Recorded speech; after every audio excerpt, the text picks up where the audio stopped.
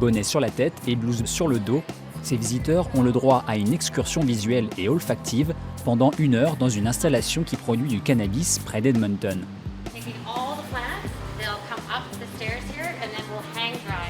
Après un court passage dans l'espace dédié au séchage des plants, les 3 invités entrent enfin dans la partie la plus attendue du tour, la salle de floraison. Une pièce remplie de marijuana. Depuis 4 semaines, ces plants profitent d'un soin tout particulier. La production devrait atteindre plus de 200 kg par an. L'odeur est incroyable, ça me donne envie d'avoir ma propre ferme. Je vais me rappeler de ce moment toute ma vie, dit-il. Ces convives sont en réalité des professionnels. Ils travaillent pour une boutique d'Edmonton et sont venus pour découvrir les coulisses des produits qu'ils vendront bientôt en magasin. J'ai beaucoup appris sur la fabrication et les différentes variétés de composés chimiques comme le THC et les terpènes, explique-t-il. En venant ici, on réalise que ces gens sont passionnés, que ce ne sont pas des criminels qui font pousser du cannabis. Et en plus, ça permet de soutenir un commerce local, dit-il.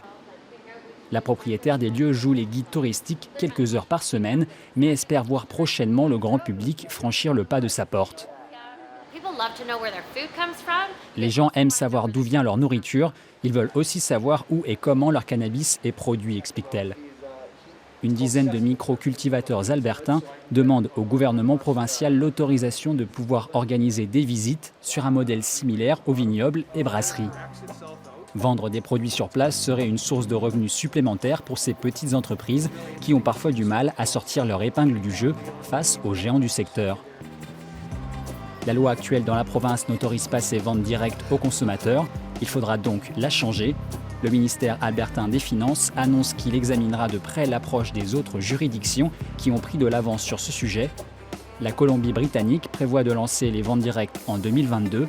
En Ontario, l'autorisation leur sera donnée début de l'année prochaine. Ici Axel Tardieu, Radio-Canada, Edmonton.